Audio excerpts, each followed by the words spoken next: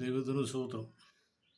റോമർ 9:8 ജഡപ്രകാരം ജനിച്ച മക്കളല്ല ദൈവത്തിൻ്റെ മക്കൾ, വാഗ്ദത്തപ്രകാരം ജനിച്ച മക്കളത്രേ സന്തതിയിൽ നിന്നും.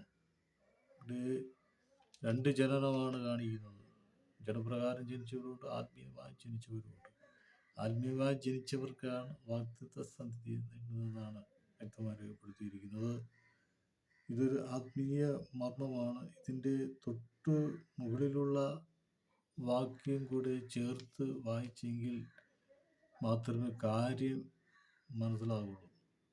ഇസ്രായേലിൽ നിന്ന് ഉത്ഭവിച്ചവർ എല്ലാം ഇസ്രായേൽ എന്ന് അബ്രഹാമിൻ്റെ സന്തതിയാകയാൽ എല്ലാവരും മക്കൾ എന്ന് വരികയില്ല.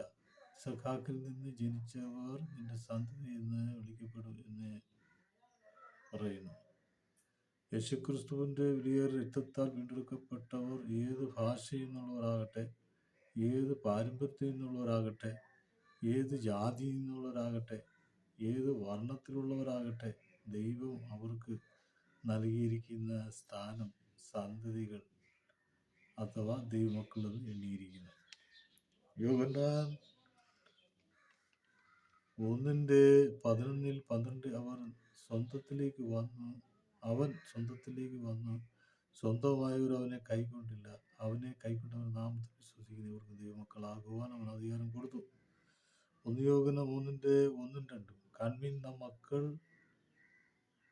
കാൺമീൻ നാം ദൈവമക്കളെന്ന് വിളിക്കപ്പെടുവാൻ പിതാവ് നമുക്ക് എത്ര വലിയ സ്നേഹം നൽകിയിരിക്കുന്നു. അങ്ങനെ തന്നെ നാം ആകുന്നു. ലോകം അവനെ അറിഞ്ഞിട്ടില്ലായകൊണ്ട് നമ്മെ അറിയുന്നില്ല. പ്രിയമുള്ളവരെ, നാം ഇപ്പോൾ ദൈവമക്കൾ ആകും എന്ന് ഇതുവരെ പ്രത്യക്ഷമായില്ല. അവൻ പ്രത്യക്ഷനാകുമ്പോൾ നാം അവനിൽ ഇരിക്കും പോലെ തന്നെ കാണുന്നത് കൊണ്ട് അവനോട് സദൃശരാകും എന്ന് നാം അറിയുന്നു. യേശുക്രിസ്തുവിനെ വിശ്വസിച്ച അവർ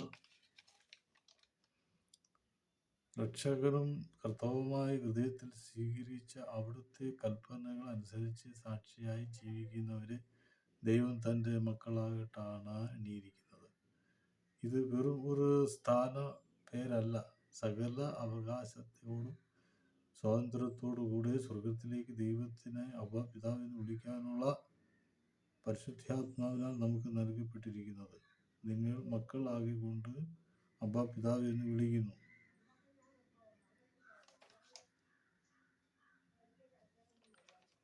അതുകൊണ്ട് ദൈവത്തിൻ്റെ വചനം നാം പഠിക്കുകയും ദൈവ അനുഗ്രഹങ്ങൾ പ്രാപിക്കുകയും ചെയ്യുക. ദൈവം നമ്മെ സഹായിക്കട്ടെ. ആമേൻ.